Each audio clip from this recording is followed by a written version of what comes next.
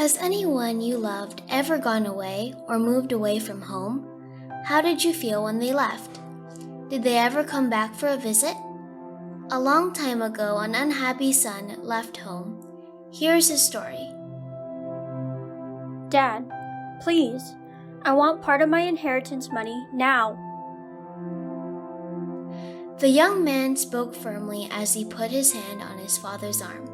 He wanted to get away from his family and hard work. Father sighed. You have asked so many times. Please don't leave your home. We all love you. Perhaps the father even had tears in his eyes as he spoke.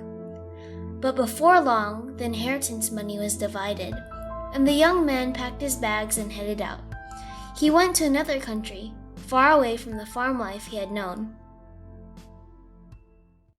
He had plenty of money to spend, and that's just what he did. If he wanted something, he bought it. He gave big parties. He wasted his money on whatever his heart desired. He made new friends who helped him spend his inheritance. But one shocking day, he realized that his money was finished.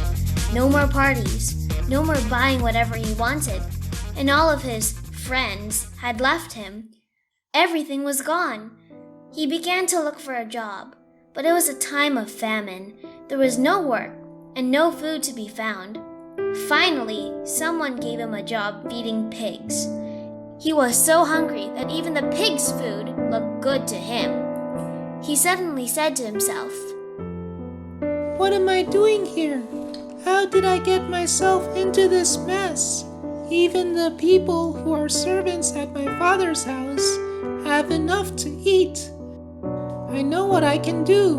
I'll go back home and ask my father to hire me as a servant." As fast as his hungry legs could carry him, the young man headed toward home. When he was still a long way off, his father saw him.